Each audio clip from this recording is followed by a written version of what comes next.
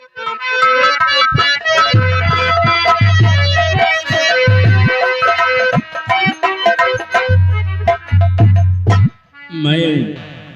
इसी जूनागढ़ का रहने वाला हूँ। हमारा नाम सोहन सिंह है। हमारी ठाकुराइन वो एक बेटी का जन्म देख करके भगवान को प्यारी हो गई और इस वक्त हमारी बेटी वो बाहर पढ़ाई कर रही है। लेकिन अब हम अपने बेटी को पढ़ाएंगे नहीं, बल्कि उसको अपने पास हवेली में रखेंगे। अब अपने बेटी की शादी के विषय में सोचेंगे कि अपने बेटी की शादी अपने जीते जी कर दूं, ताकि हमारे सर का भार हल्का हो जाए। लेकिन हम शादी उसी लड़के के साथ करेंगे जो लड़का हमारे घर पर जमाई बनकर हमारे पास रहेगा। कहिए, तुम अपनी ड्यूटी पे तैनात रहो। काश अगर कोई भी गरीब मोहताज यतीम हमारी हवेली की तरफ आता है तो वो खाली हाथ वापस जाने न पाए। जैसे आज्ञा बाबू साहब।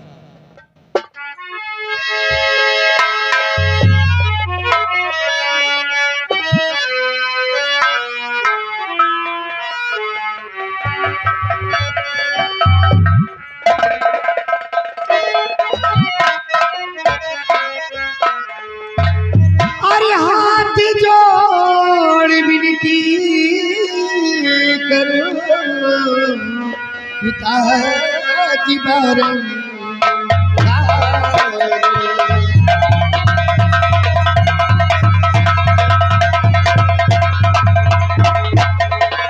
हाथ जोड़े विनती करो पिताजी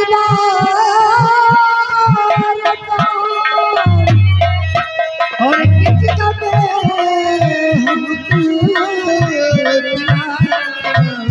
साफ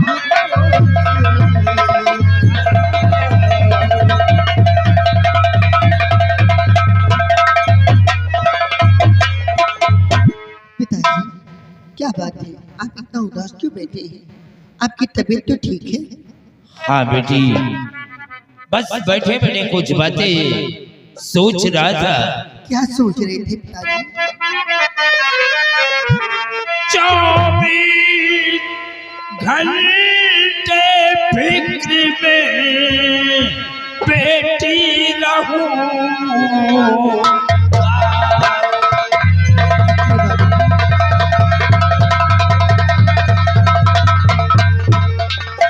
24 घंटे फिक्र में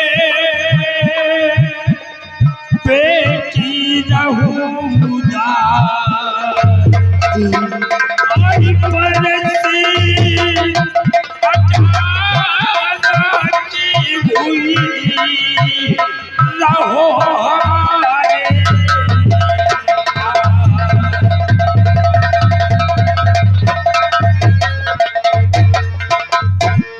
बेटी, बाबूजी, अब तुम बच्चे नहीं बल्कि सयानी हो चुकी हो जी। और इस हवेली में हमारे पास कोई रहता नहीं, इसलिए मैं यही सोचता हूँ कि अब अपने बेटी की पढ़ाई छोड़वा कर हम अपने पास अपने बेटी को रखें। बाबूजी, आपकी साल और पढ़ने नहीं दीजिए, उसके बाद आप जो भी फैसला करेंगे मैं वैसा ही करूंगी।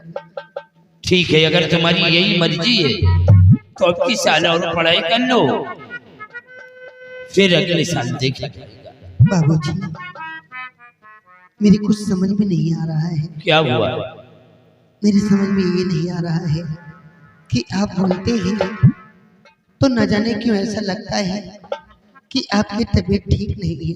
हाँ बेटी, लेकिन अब जो कुछ होगा सो देखा जाएगा। और तबीयत तो खराब चल रही है आज 2 महीने से। बाबूजी, आप अच्छे से दवाई करवाइए। हाँ बेटी, दवा के लिए बराबर हम ध्यान देते हैं, लेकिन दवा कोई फायदा नहीं कर रही।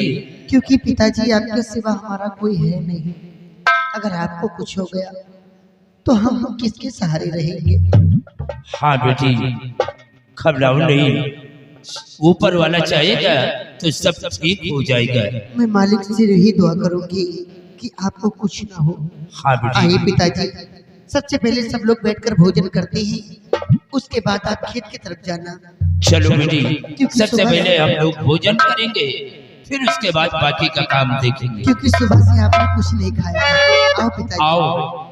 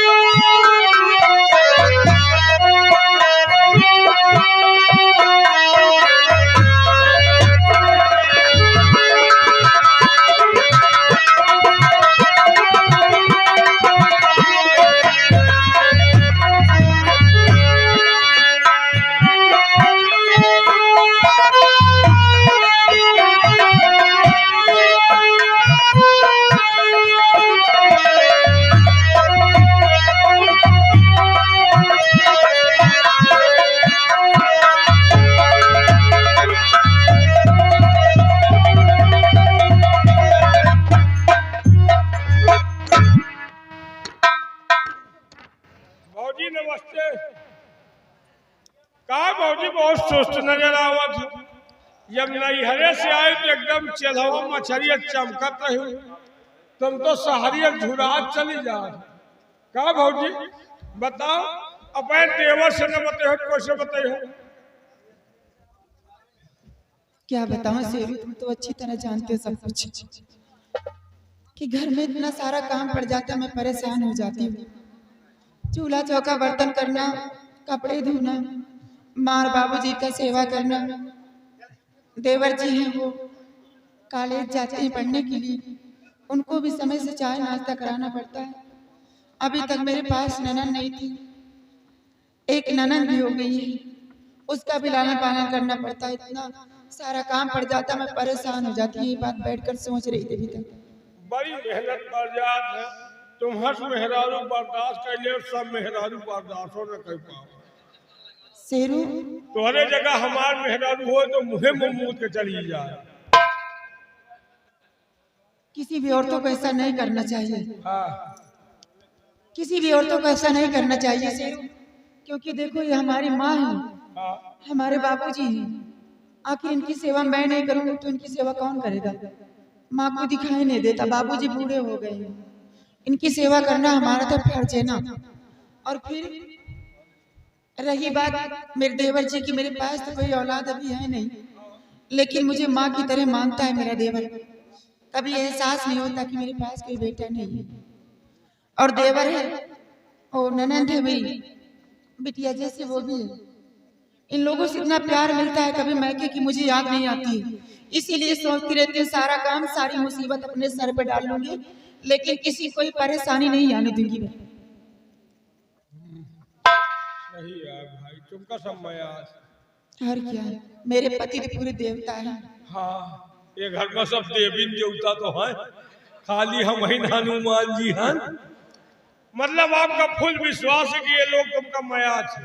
क्यों तुझे नहीं विश्वास है? एक बात कहीं नाराज न हो तो कहीं, बोलो शेरू, नाराज नहीं हो, बोलो कौन सा? तुमका को मयात वयात नहीं न, सब तुम्हारे टहल के साथी है। इतना टहल कह के दे तो आए भौजी भौजी कर रही, नहीं को मयात नहीं न। अच्छा, तो हमारे घर में झगड़ा कराने के लिए आ गए हैं? यही तो हम नीक बात को बताई नहीं। नीक बात बता रहे, झगड़ा करा रहे हैं। नीक बात बताओ तो खराब लागत है। अरे सोचो भौजी सोचो। क्या सोचे?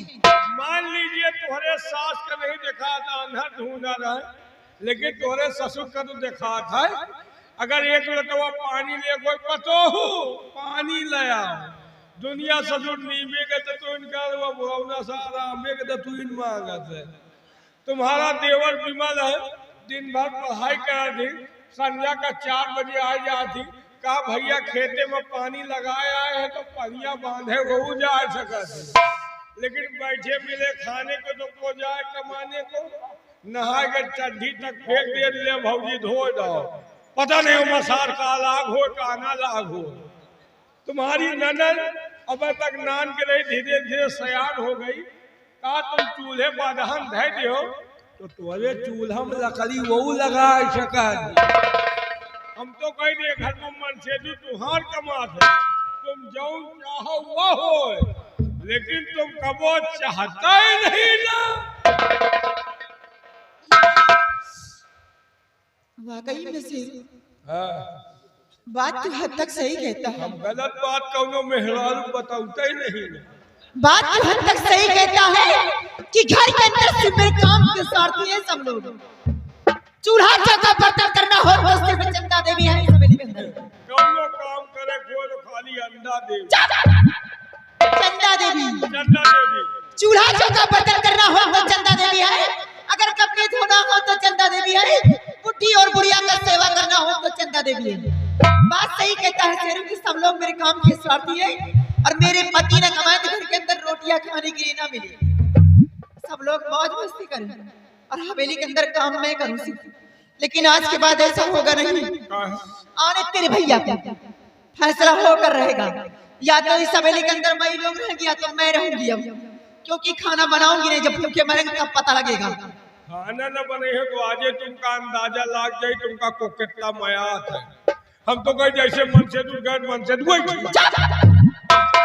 चल साइड में खड़ा हो जाने तेरे भैया, यही तो बीमारी है। चलो साइड में आओ। आज तो सके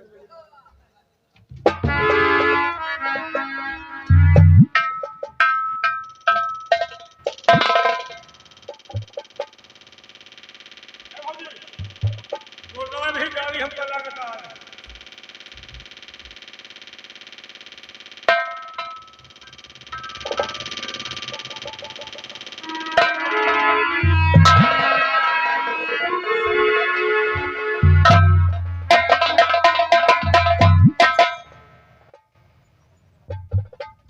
क्या बात है भाई? इस तरह मुख फेर कर बैठी हुई हो, क्या बात है? ये क्या है? आखिर बात क्या है? आज तुम मुझसे मुख फेर कर बैठी हुई हो। जब भी मैं आता तो हंस कर लिपट जाती थी, लेकिन आज बात क्या है? इस कदर तुम मुख फेर कर बैठी हुई हो।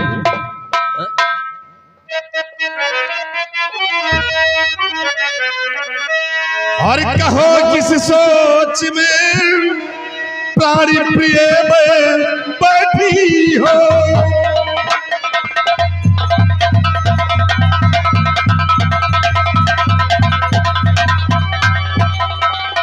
कहो किस सोच में प्राणी प्रिय बैठी हो, और चेहरा उतरा हुआ सर झुकाए बैठी हो।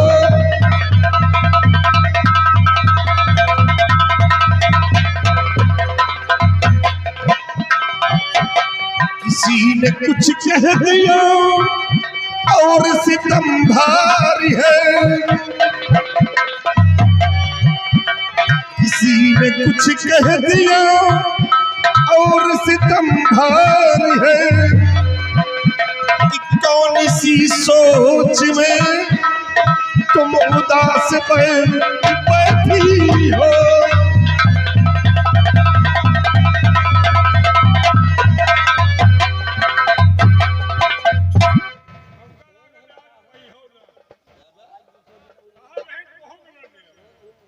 क्या बात है? आज तुम इतना मुझसे नाराज हो?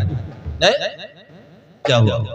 बोलो। और किसी ने कुछ कहा हो तो अपने पति से बताइए, और इससे तुम्हें कुछ कहा हो तो बोला मैं इसकी खाल खींच लूंगा। क्या बात है? तो बात क्या है? आज तक नाराज क्यों हो मुझसे?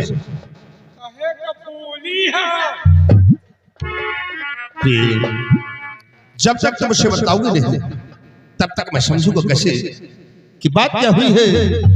आज तुम तुमसे नाराज हो। क्या बात है? ये बताइए कि मैं आपकी पत्नी हूँ, नौकरानी हूँ, क्या समझते हैं आप लोग मुझे?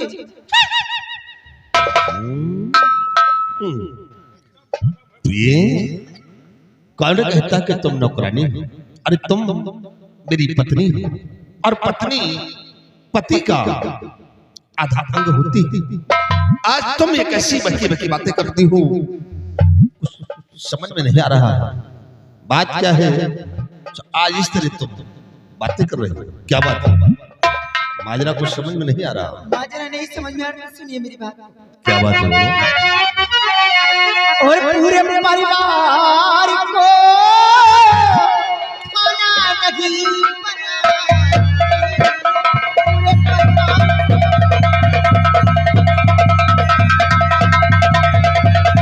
पूरे परिवार को खाना नहीं बनाऊंगी। अगर कुछ भी कहा मैं देखो चली जाऊंगी। अगर कुछ भी कहा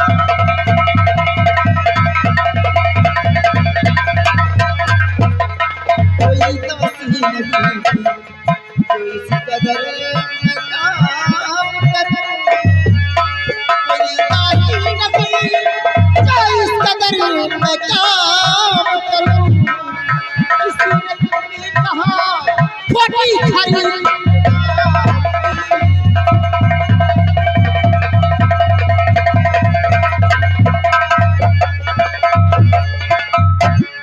समझ लीजिए कि आज के बाद घर के अंदर खाना नहीं बनाऊंगी। आपने कुछ भी कहा तो अपने मैके चली जाऊंगी, और तुम लोग कुछ बोले ना जो खा खा फूले ना पचका दूंगी, सब लोग समझ लेना। प्रेम, आज तुम्हें क्या हो गया है?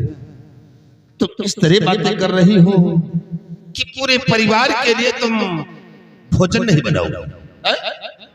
अरे सोचिए कि तुम इस घर की बड़ी बहू हो, और बड़ी बहू का फर्ज हो और धर्म क्या है ये तुम्हें मालूम है? ये देखिए, माँ बाप बूढ़े हैं और तुम इस तरह बात कर रही हो। जरा भी तुम्हारे अंदर शर्म नहीं आ रही कि अपने हाथ से तुम उनको नहीं खरीद सकती हो? देखिए स्वामी जी, मैं आज भोजन नहीं बनाऊंगी। जिसको खाना अपने हाथ से जाकर बना ले। मैं किसी की नौकरानी नहीं जो सारा सारा दिन काम करती रहूं। चंदा, तुम्हें कोई नौकरानी नहीं बनाता कि तुम नौकरानी हो, लेकिन तुम इस घर की बड़ी बहू हो, तुम्हें खुद सोचना चाहिए। अगर तुम इस तरह करोगी तो परिवार कैसे चलेगा? एक दिन ये परिवार बिखर जाएगा। इसे मैं कहता हूं, क्रोध करना अच्छी बात नहीं, क्योंकि क्रोध अकल को खा जाता है। इसे क्रोध को छोड़ो, चलकर भोजन तैयार करो। भोजन तो ना बनाई, ना बनाऊंगी।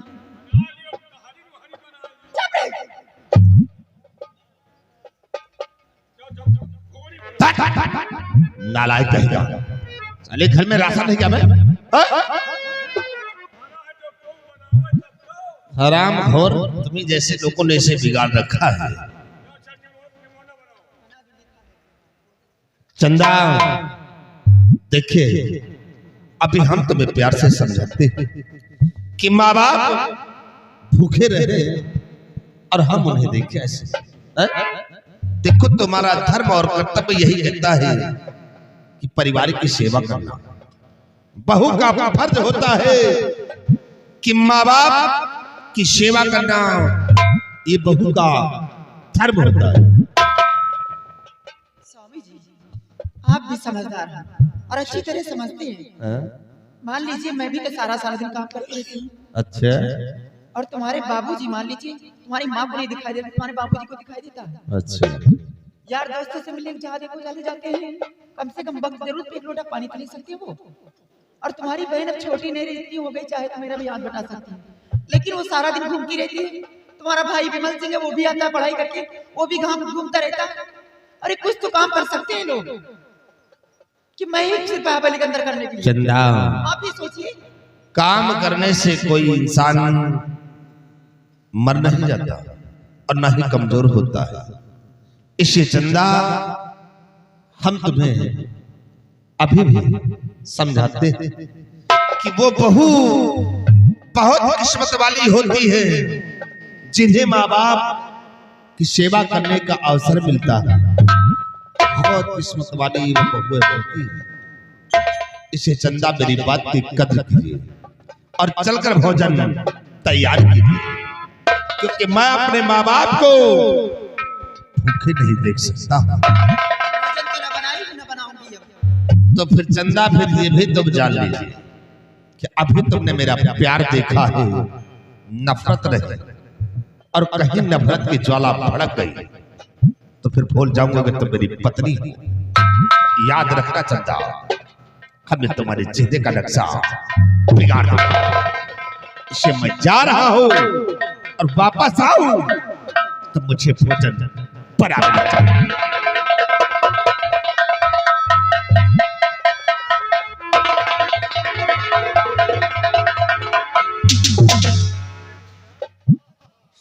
शेरू, मेरे पति मेरा कहीं ना क्यों नहीं कर रहे। तुम काहे घबरात हो? तो हम जिंदा हैं। जब तक हम जिंदा हैं तुम घबराओ ना, हमारे मरे के बाद घबराओ। ये माता पिता बहुत बड़े पुजारी मेरा कहना करेंगे नहीं किसी भी हाल। बड़े बड़े पुजारी के देख लीजिए, नहीं इनका देखा के बाकी है। ये जाए दियो मन से तो इनके कितनी बड़ी औकात, चाहे जहाँ जाए संझा का तुहरे लाए आई, तुहरे लाए इसी जबिया है।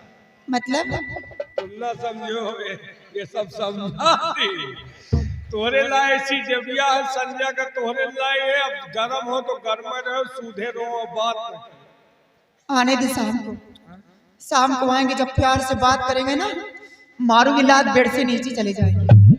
बहुत सही। अगर मेहरारू मन से लाते समय तो के कल्याणों नहीं हो। लेकिन शेरू बात ये है कि अगर खाना नहीं बनाऊं तो साथ में मैं भी भूखी मरूंगा। तुम काहे चिंता कर दो, तो हम जिंदा। हम चले जाओ होटल, वहाँ से खाना वही तकिया के नीचे घुसे दे, रात में उठो गुपुर गुपुर खा लियो। ये पूछे तो कह दियो मैं नहीं खाऊंगी। अगर गलत से काम तुम कर दोगे तो वादा करती है चंदा देवी के सब लोग सुधार के रख देगी। और रही बात मेरे पति देव की ना, जितने बड़े अकड़बाजी दिखा रहे हैं, माता पिता बहुत बड़े पुजारी बन रहे हैं ना, इनको तो अपने उंगली की इशारे कर जाऊंगी। जो कहूंगी सवेली के अंदर वही करेंगे। सिर्फ खाना लाकर मेरे पेट में छिपाते जाओ, देखो कौन कौन सा खेल खेलती हूँ। इनको अपने पति देव को ना तो अपने तलवे न चटवाई तो मेरा भी नाम चंदा देवी नहीं है, याद रख। लक्ष्मी जी कहीं इधर आओ। लक्ष्मी जी, लक्ष्मी नहीं महालक्ष्मी बोला कर। हाँ हाँ महालक्ष्मी। 500 दे जाओ। 500 क्या हो गया? 500 अब होटल पर जाओ खाना लावे तो का होटल वाला हमारे रिश्तेदार, पैसा तो लगभग के नहीं। सिपाही ओ शेरू, देखो कुछ दिन अपने पैसे से काम चला ले, क्योंकि घर में लड़ाई झगड़ा चल रहा है। तो बाद में ले लेना मुझसे। अरे बात में कोई का दिए थे तू जो भिखारी मने से बात करो, जेब में चवन्नी नहीं। हम कहाँ चला को ऐसे नहीं है तुम्हारे पास? नहीं होगी। चलो ठीक है, 500 चाहिए ना? 500 दे। हाँ देती हूँ। कहा ना कि जब तक लकड़ी न लगो तब तक फायदा न हो। तनी के लकड़ी लगावा 500 के जुगाड़ भवा। 500 के कौन खाना हो? होटल पर जा बासी तेवासी सारा गुला ले आओ, वही तकिया के नीचे डाल दे, खा को कहिए रे भूखन मरी कौन हमारा मेहरारू वही ये मर गई, समझो हमारे गांव के कुकुर मरेगा। अब आज हमारे घर में मजा आई। 500 मिला ही, एक तो एक लगा ठंडा नहीं लूंदी आए वाला समझो। 1 किलो एक लगा सब्जी नहीं वो वाली सब्जी समझो। अब इनका भिंजार दे, जब तक भिंजार न दे जाबो न करब। वैसे अगर कहूँ के मन से तू कमात हो के मेहरारू तोहरे कब्जे में हो तो आर का पूछे का है। वो बच्चा कमाए कमाए ले आओ भिंजारे का हम अब आगे देखो होता क्या है। कहना है और जनक दुलारी मालन के, जनक दुलारी मालन के और लटके रामचंद्र बनवारी, जनक दुलारी मालन के लटके रामचंद्र।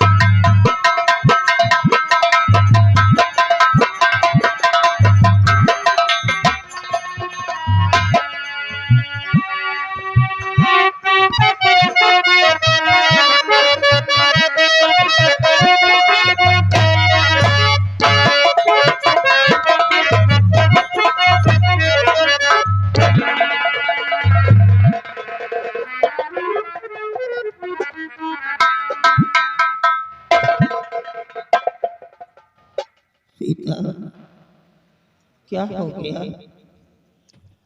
बहू ने ना तो कपड़े धुले हैं और न ही अभी तक खाना मिला है। भूखों से तो जान जा रही है। ऐसे कपड़े तो मैंने कभी नहीं पहने। ये तो मैं भी सोच रही हूँ कि बहू रानी को क्या हो गया जो अभी तक खाना नहीं मिला। मेरे तो बहुत जोरों से भूख लगी और कपड़े भी कितने गंदे हैं। ऐसे कपड़े तो मैंने कभी नहीं पहने। मुझे बहुत शर्म आती है। बेटिया, तेरी भाभी क्या कर रही है? बाबूजी, आप तो जानते हैं कि घर में बाबी जी खेल पड़ जाती हैं।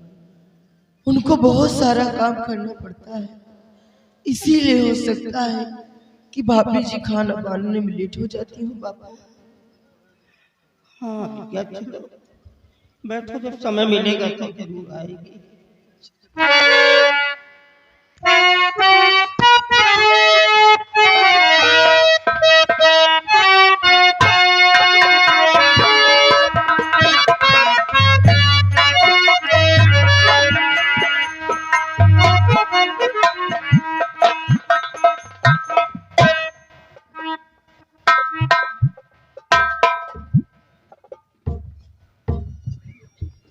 बाबूजी, ये मैं क्या देख रहा हूँ?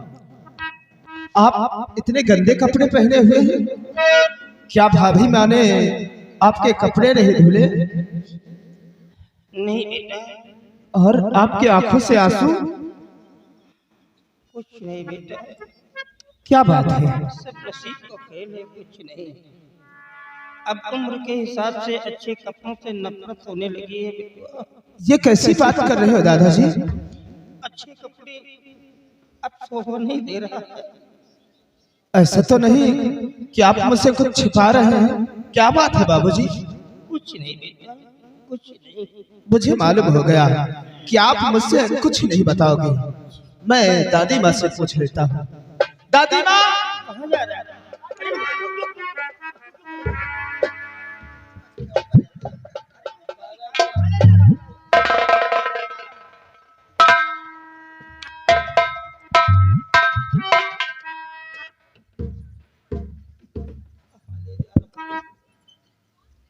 दादी माँ, क्या बात है?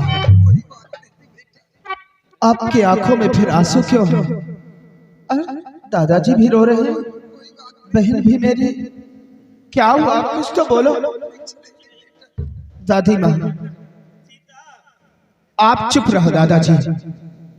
दादी माँ, अगर आप मुझे अपना बेटा मानती हो तो मुझे सच सच बताओ, बात क्या है? आपको मेरे सर की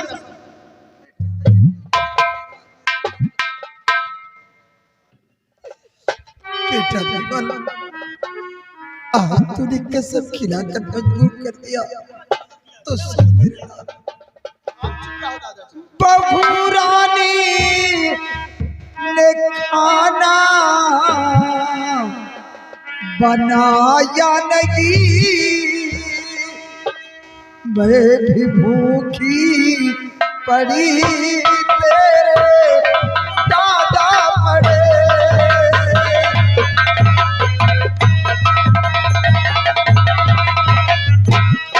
बहू रानी ने भोजन बनाया नहीं, मैं भी भूखी पड़ी तेरे दादा पड़े।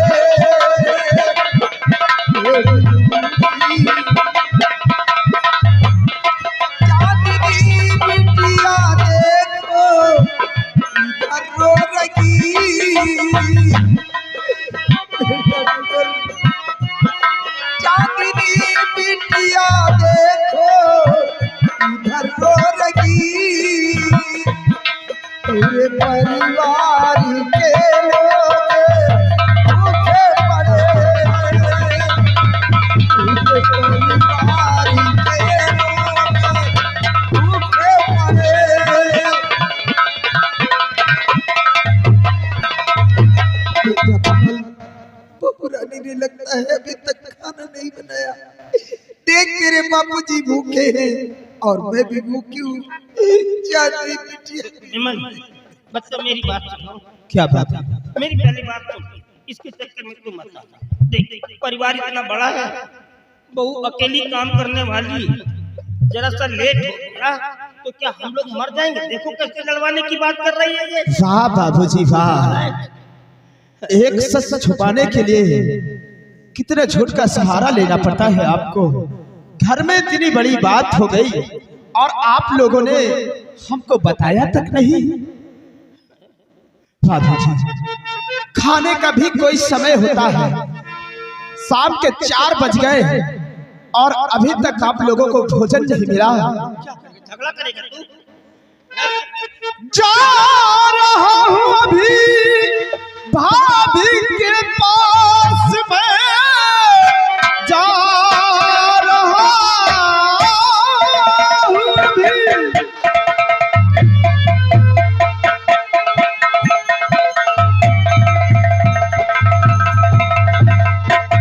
जा रहा हूँ अभी भाभी के पास में, किस लिए आज भोजन बनाया नहीं। भैया भी मुझको घर पर और मिले हैं नहीं, बात घर की उन्हें क्या मालूम नहीं।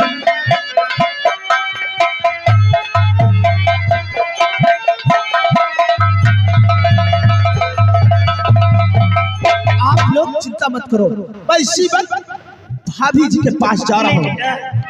तुम किसी से कुछ भी नहीं कहोगे, जब उसको समय मिलेगा तो खाना लेकर के बाबूजी, हमेशा आपकी बात माना हूँ, लेकिन आज आपकी बात नहीं मानूंगा और इसी वक्त मैं भाभी जी के पास जा। अरे मेरी बात हो गया तेरा कलेजा ठंडा। यही चाहती थी ना, जब तक एक आध बच्चों को मरवा नहीं डालेगी तो मरेगी नहीं। ना जाने कहा से नसीब में लिखी थी ना जी, कौन ऐसी बात है जो अपने बच्चों को मरवाना चाहती के है? बाद ही आग लगा दिया तूने। और फिर विमल कोई पराया तो नहीं, अपना ही खून है। उसने कसम खिलाकर मजबूत कर दिया तो मुझे बताना पड़ा। जब देखो तब सभी लोग हमें को कोसते रहते हैं। मैं भी सभी के लिए पाप, आप मेरा गला दबा कर